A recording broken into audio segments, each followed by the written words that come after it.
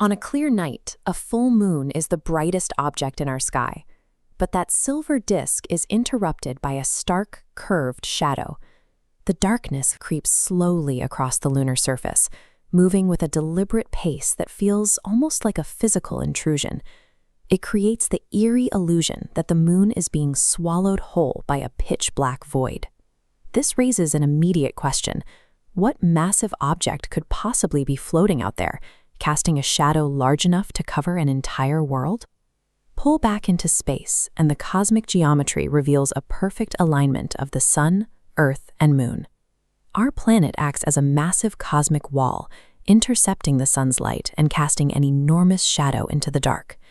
By all basic logic, if Earth is completely blocking the direct sunlight, the moon should disappear into that shadow entirely.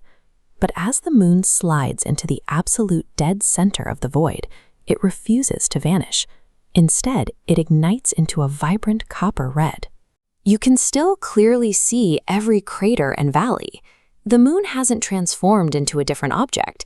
It is suddenly being illuminated by a hidden light source. How does plunging into the darkest part of a giant shadow create a glowing red moon instead of a pitch-black sky? To understand the shadow, we start at the source. The sun pushes a relentless wave of raw white light across the solar system toward Earth. When our solid mass fractures this light, it carves out a complex two-part cone of darkness in its wake. The outer edges create the penumbra, a lighter, whiter cone where sunlight is only partially blocked by Earth's edges. But the core is the umbra. This is the deep, dark center, where Earth entirely blocks all direct, straight-line sunlight. As the moon travels along its orbital path, it eventually slips out of the partial light and fully submerges into the central umbra. If Earth were an airless rock like an asteroid, this umbra would be a true void, and the moon would go entirely black. The moon's continued presence reveals that Earth is actively manipulating the light as it passes, rather than functioning as a total barrier. Look closely at the edge of our planet. Separating the solid ground from the vacuum of space is a thin, glowing blue layer of atmosphere. As raw sunlight skims this thin layer of gases and particles, the atmosphere acts like a giant glass prism. When the white light enters, the atmospheric gases violently collide with the shorter blue wavelengths of light, scattering them outward in all directions. That massive outward scattering is precisely what gives Earth its bright blue daytime sky. But the longer, heavier wavelengths, the reds and oranges, survive the gauntlet.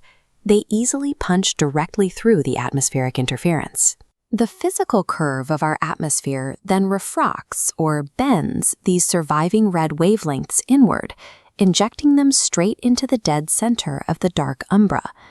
The moon isn't generating this red light on its own. It is being painted by Earth's filtered sunlight, slipping through the darkness. If you were standing on the lunar surface during totality, looking back at Earth, you would see a massive black sphere backlit by the sun, surrounded by a blazing red ring of fire.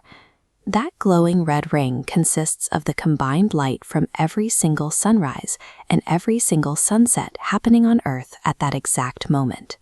It is an incredible projection of light, crossing hundreds of thousands of miles of empty space to land on the lunar dust.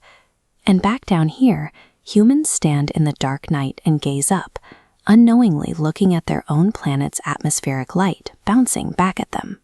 A total lunar eclipse is the universe's greatest mirror, allowing us to view the collective glow of our home reflected in the night sky.